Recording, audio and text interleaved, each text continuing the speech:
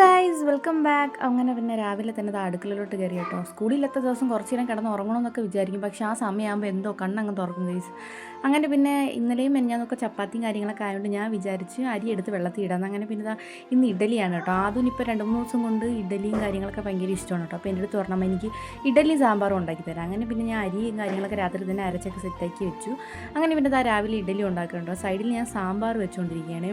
സാമ്പാർ വെച്ചുകൊണ്ടിരുന്ന സമയത്താണ് കേട്ടോ ഞാൻ ആലോചിച്ച ഒരു കാര്യം. കാരണം വെച്ചാൽ ഞാൻ കൂടുതലും ഫോണിലൊക്കെ കണ്ടിട്ടുള്ളതേ ഉള്ളൂ കുക്കറൊക്കെ പൊട്ടിത്തെറിക്കുന്നത്. പക്ഷേ സത്യം പറഞ്ഞാൽ സത്യം ഞാൻ കുക്കറിൽ മലക്കറിയൊക്കെ വേവിക്കാൻ നിന്ന സമയത്ത് ജസ്റ്റ് ഒന്ന് കുക്കറിൻ്റെ സൈഡിൽ നിന്ന് വാഷർ പുറത്ത് വന്നിട്ടുണ്ടായിരുന്നു. നല്ലൊരു ശബ്ദവും കേട്ടിട്ടുണ്ടായിരുന്നു കേട്ടോ. അപ്പോൾ നല്ലോണം ഒന്ന് പേടിച്ചു. അപ്പോൾ എന്തായാലും കുക്കറൊക്കെ ഉപയോഗിക്കുന്നവർ നല്ലോണം ശ്രദ്ധിച്ചു വേണം. ഈ കാര്യങ്ങളൊക്കെ മാറ്റി വെച്ചതിന് ശേഷം ഞാൻ അടുപ്പ് കത്തിക്കാൻ വെളിയിലോട്ട് വന്നു കേട്ടോ. ഞാൻ എപ്പോഴും വിചാരിക്കും ഞാൻ അടുപ്പ് കത്തിക്കണം, പക്ഷേ എന്നെക്കൊണ്ട് പറ്റൂല കേസ്. അപ്പോൾ കുറച്ച് മണ്ണെണ്ണ ഇരുന്നുകൊണ്ട് ഞാൻ പെട്ടെന്ന് തന്നെ അടുപ്പ് കത്തിച്ചു.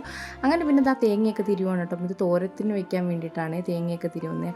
ആ കൂടുതൽ പെട്ടെന്ന് തേങ്ങയൊക്കെ തിരുവിയതിന് ശേഷം ഞാൻ തോരനും കൂടെ വെക്കുന്നുണ്ട് കേട്ടോ. ക്യാരറ്റ് ഇരിപ്പുണ്ടായിരുന്നു, അപ്പോൾ അത് പാഴിക്കളയേണ്ടെന്ന് വെച്ചിട്ട് പെട്ടെന്ന് ഒരു തോരനും കൂടെ കാട്ടി വെച്ച് കേട്ടോ.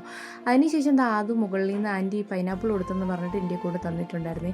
പിന്നെ തോരനൊക്കെ സെറ്റാക്കി മാറ്റി വെച്ചതിന് ശേഷം അത് പറയണം അതിന് ഇപ്പം തന്നെ പൈനാപ്പിൾ കട്ട് ചെയ്ത് കൊടുക്കണമെന്ന്.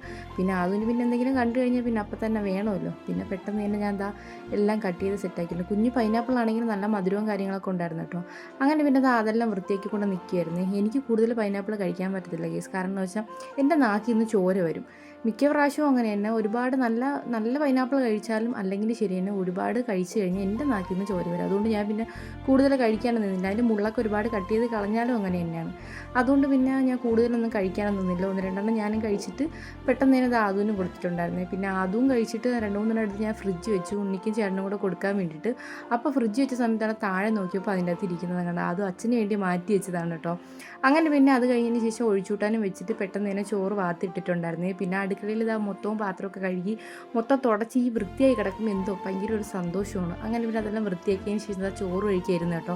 ചോറിന് വേണ്ടിയിട്ട് ക്യാരറ്റ് തോരനും പിന്നെ അല്ലാതെ മുട്ട തോരൻ വെച്ചിട്ടുണ്ടായിരുന്നു, അതും ഉണ്ടായിരുന്നു. പിന്നെ ഒഴിച്ചൂട്ടാനും ഉണ്ടായിരുന്നു കേട്ടോ. എനിക്ക് ഈ ഒഴിച്ചൂട്ടാൻ ഭയങ്കര ഇഷ്ടമാണ് കേട്ടോ. എൻ്റെ കൊച്ചിലേ മുതൽ ഞാൻ കഴിക്കുന്നതാണ് കേട്ടോ ഈ ഒഴിച്ചൂട്ടാൻ. എനിക്ക് ഈ ഒഴിച്ചൂട്ടാൻ്റെ കൂടെ കുറച്ച് കൊഞ്ചുപൊടി ചമ്മന്തിയും കൂടെ ആണെങ്കിൽ പിന്നെ എനിക്ക് വേറെ ഒരു കറിയും വേണ്ട. ഞാൻ ചോറ് തിന്നാത്ത ഞാൻ ഒരുപാട് ചോറ് തിന്നും കേട്ടോ. അങ്ങനെ പിന്നെ ചോറൊക്കെ കഴിച്ചു. അപ്പോൾ അത്രയേ ഉള്ളൂ. അടുത്ത വീഡിയോ ആയിട്ട് കാണാം. Okay, by.